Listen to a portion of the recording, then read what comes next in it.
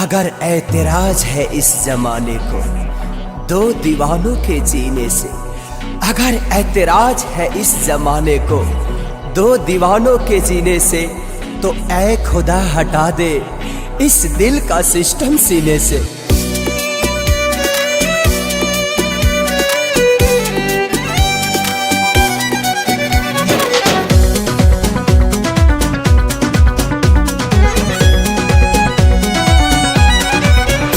दुश्मन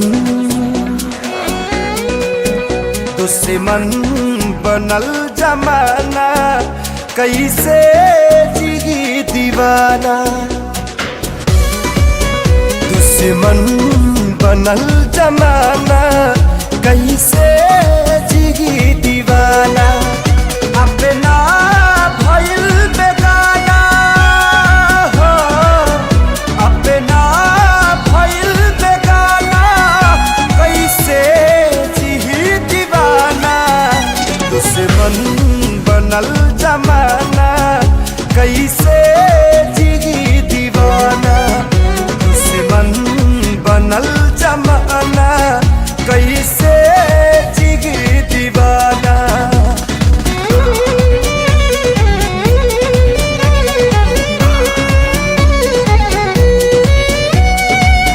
अगर गम मोहब्बत पे हावी ना होता, तो खुदा की कसम मैं शराबी ना होता।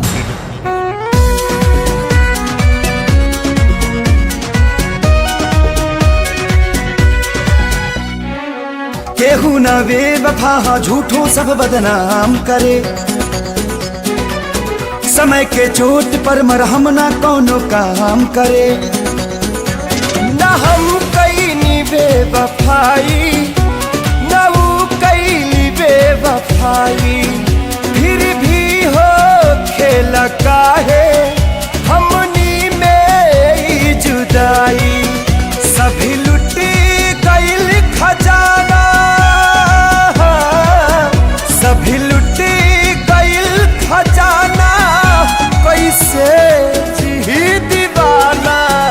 दुश्मन बनल जमाना, कैसे जिगी दीवाना। दुश्मन बनल जमाना, कैसे जिगी दीवाना।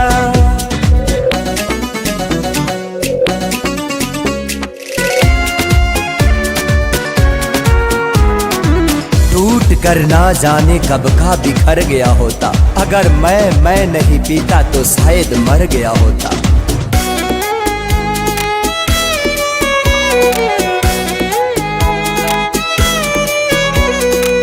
रास न आवे मोहब्बत काहे जमाना के, काहे ला होला बुरा हाल हर दीवाना के।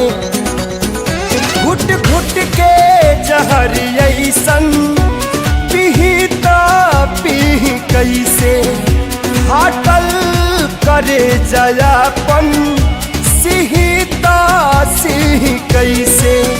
कम ही